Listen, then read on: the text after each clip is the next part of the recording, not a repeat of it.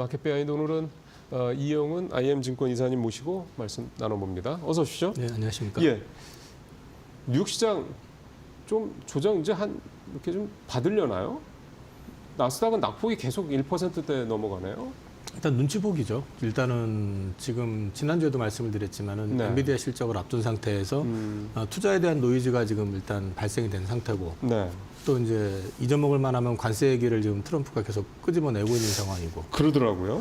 그다음에 이제 지표들 같은 경우도 보면은 약간은 좀 경기 둔화 내지는 이제 침체 시그널 같은 거 맞습니다. 이제 보여주는 것들이 좀 예. 있다 보니까 약간 경계 모드에 들어가 있다고 보셔야 될 것 같고요.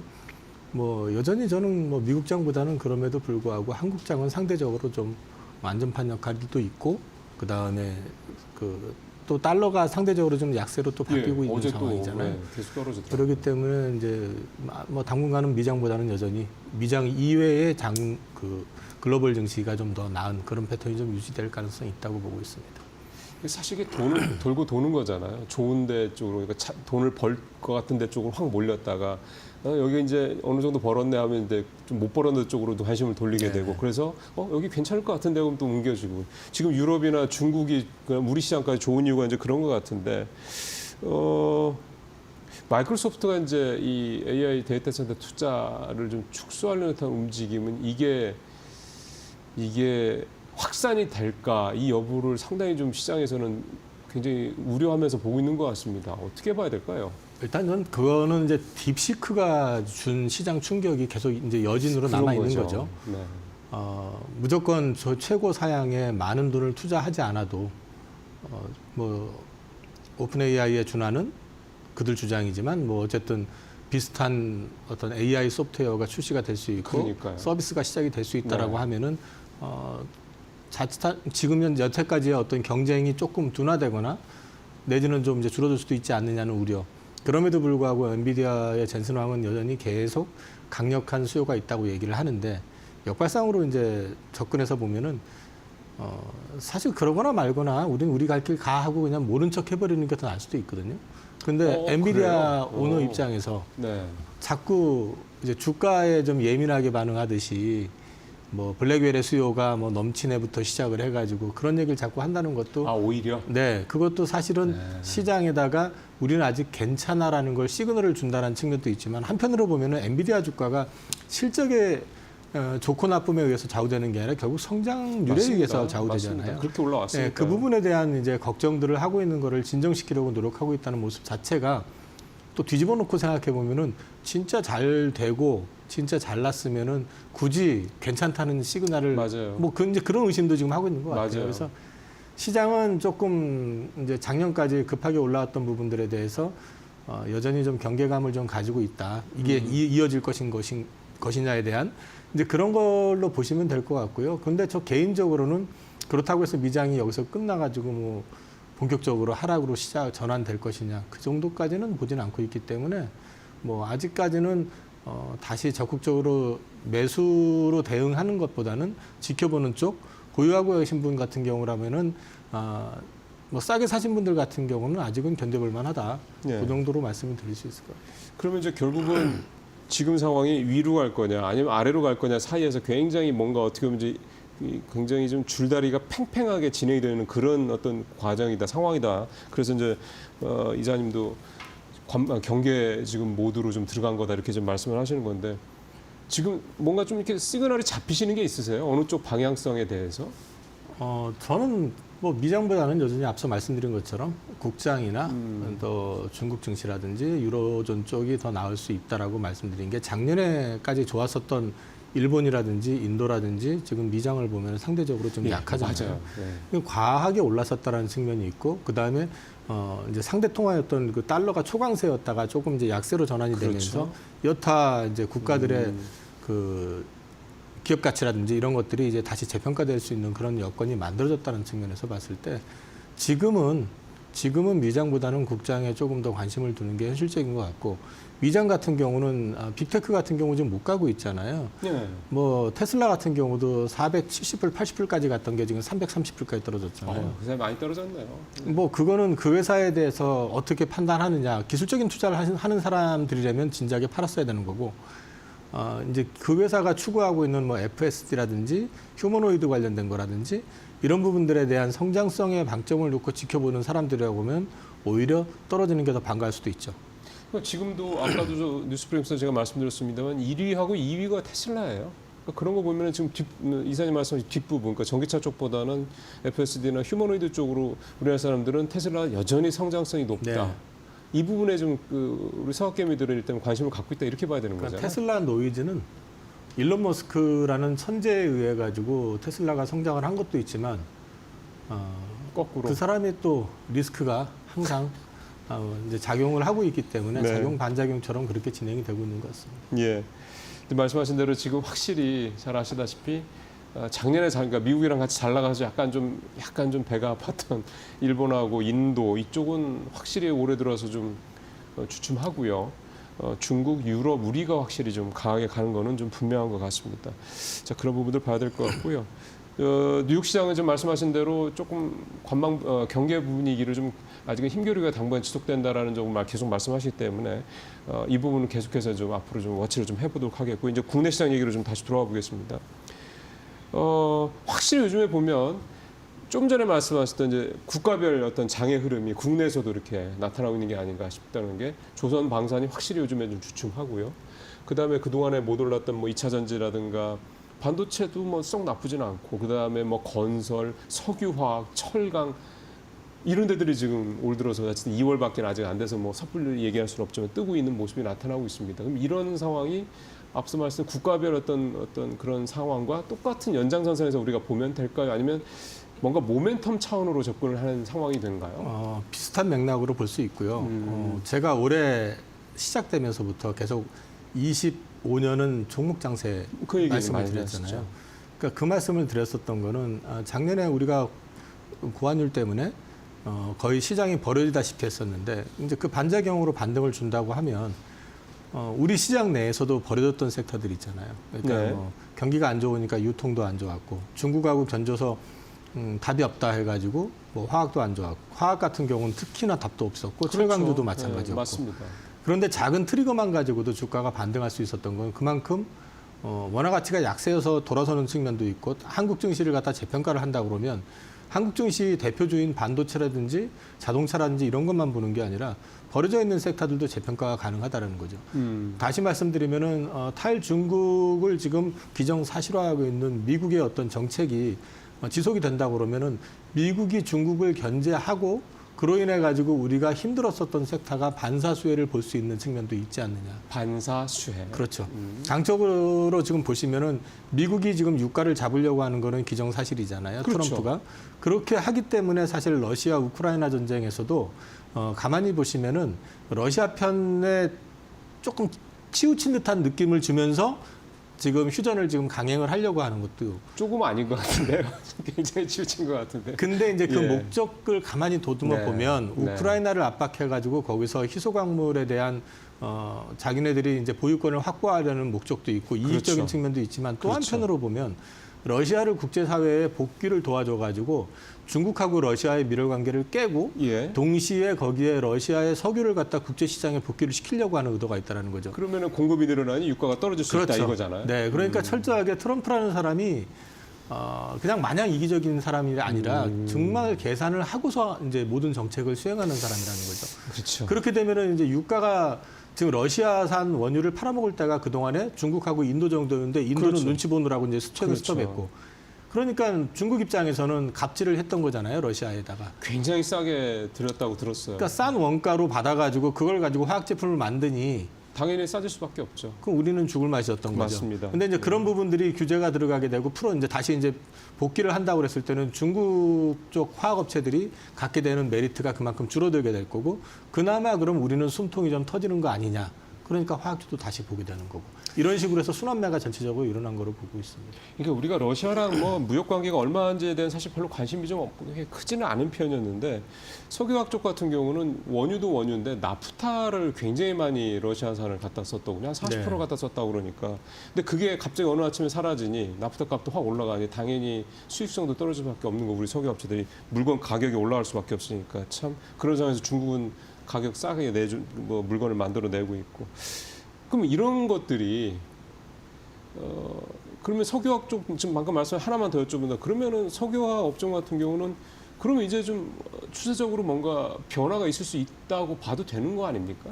저는 그 정도까지는 생각은 안 하고 있고요. 이제 순환매 통해 가지고 키 맞추기 정도로 그 일단은 정도? 이제 순환매가 이루어졌고 정확하게 제가 보는 뷰에서는 보면 지난주 금요일부로 국내 섹터 대부분이 다 한 바퀴 돌았습니다. 그러면 이제 이번 주부터는 추가 상승을 하는 것도 이제 섹터별로 좀 갈릴 가능성이 있고 또 한 가지는 이 미국 증시 따라 가지고 일정 부분 조금 숨고르기를 할 가능성도 있고요. 그러니까 올라가는 게 종목 찾는 게 이전보다는 그렇게 편치 않을 수도 있다. 그러게요.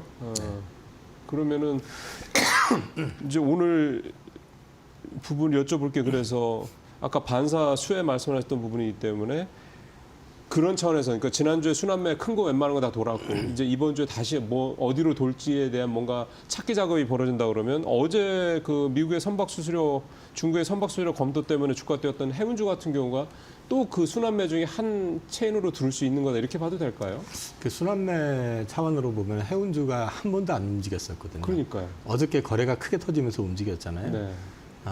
그것도 이제 거의 순환매 마무리 시그널 아니냐 싶어요.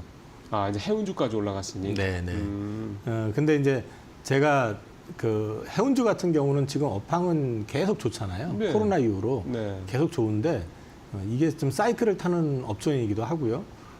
지금 저는 해운주 같은 경우 특히 H&M 같은 회사는 실적에 비해 가지고 주가가 너무 안 움직였던 맞아요. 측면도 분명히 있습니다. 맞습니다. 근데 이제 문제는 뭐냐면 그걸 누가 가져갈 것이냐 하는 부분들이 항상 열려 있는 내가 부분이잖아요. 이슈가 계속 있으니까.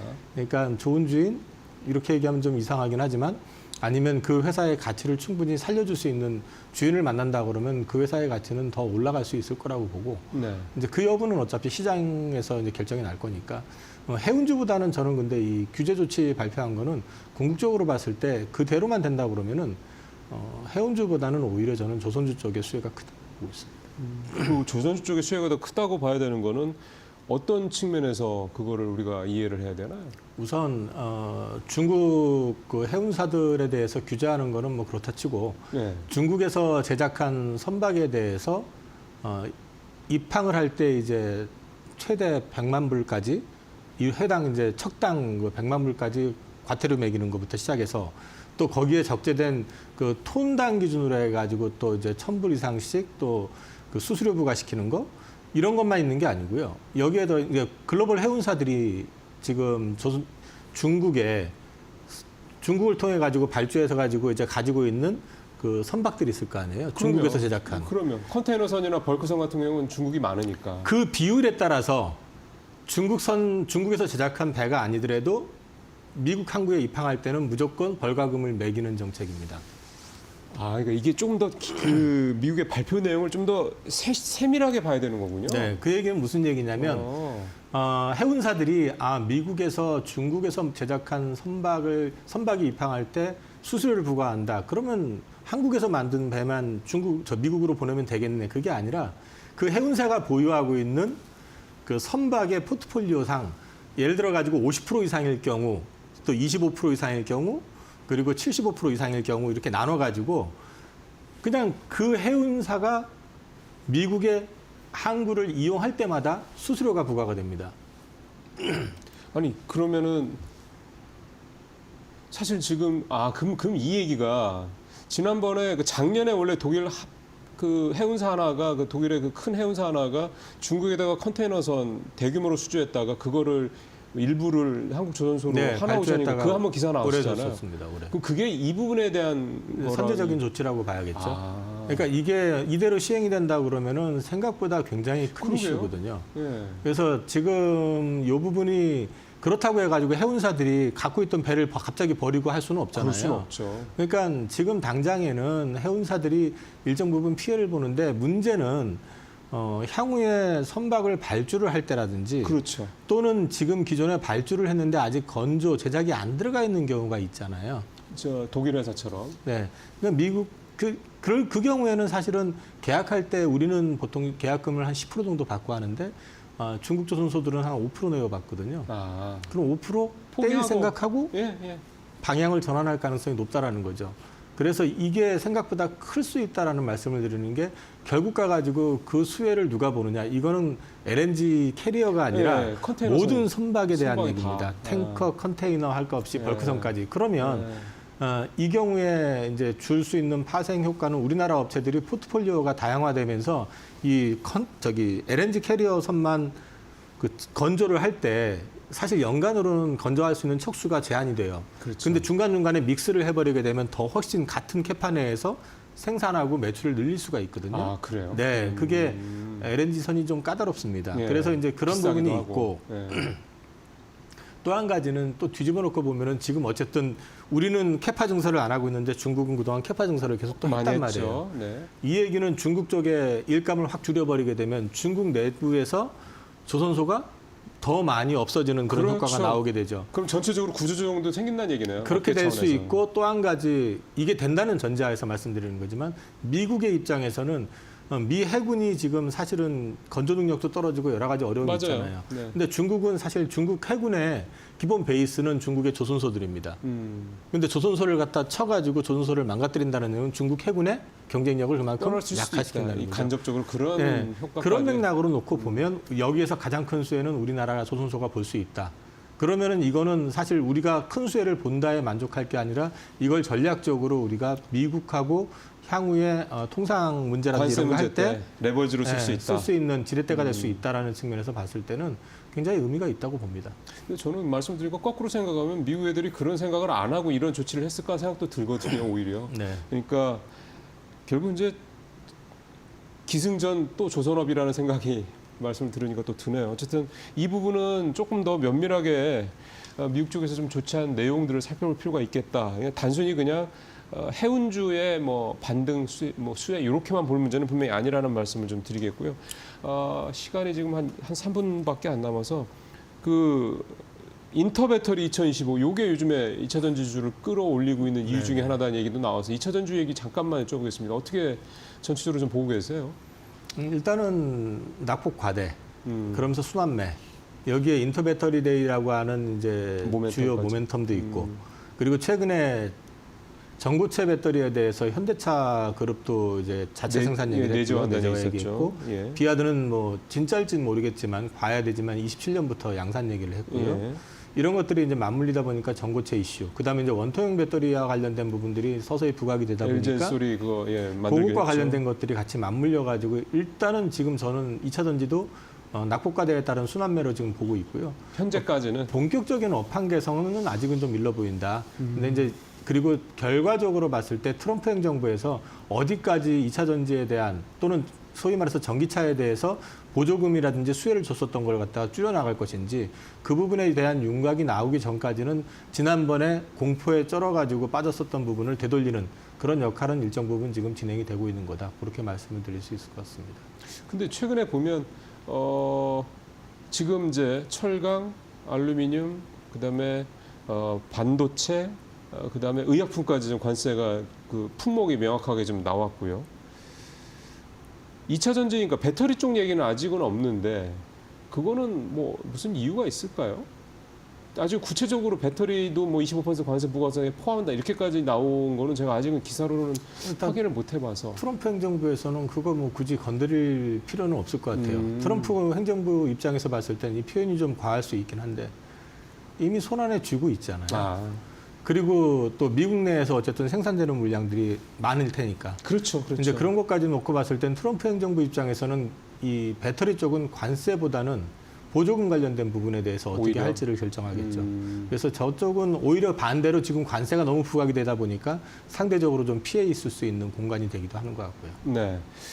2차 전지 부분까지 살펴봤는데 2차 전지는 지금 뭐 전체적으로 반등하는 분위기긴 한데 이사님은 아직은 이제 낙폭과대에 따른 순환매 정도 차원으로 본다. 그러니까 결국은 전기차와 관련돼서 수요가 확실하게 늘어난다든가 뭔가 이런 게 구조적으로 근본적인 뭔가 나와줘야 되겠군요. 네, 그러니까 숫자로 보여지기 전에 내러티브에 의한 상승이 작년에 있다가 트럼프 당선되면서 부러졌었단 말이에요. 그렇죠. 그럼 이번에도 지금 사실 그 내러티브라는 게 형성은 되고 있습니다.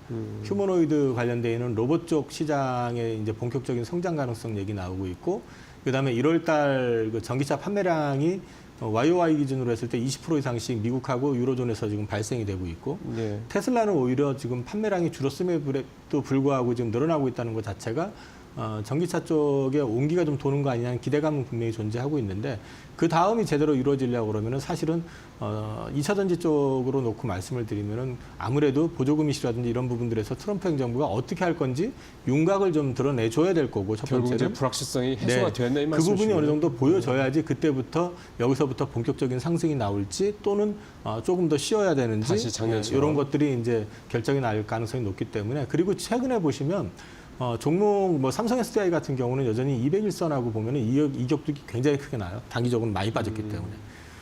삼성 SDI 같은 경우는 작년 하반기에 또 실적 악화에다 여러 가지 변수가 겹치면서 급락을 했었거든요. 그 이격이 많이 차이나 있는 상태이기 때문에 그 이격을 좀 그 갭을 메우는 그런 차원의 반등도 좀 있는 것 같거든요. 그래서 지금은 저는 그래서 이게 본격적인 반등보다는 여전히 좀 낙폭 과대에 따른 반등으로 저는 이해를 하고 있습니다. 예.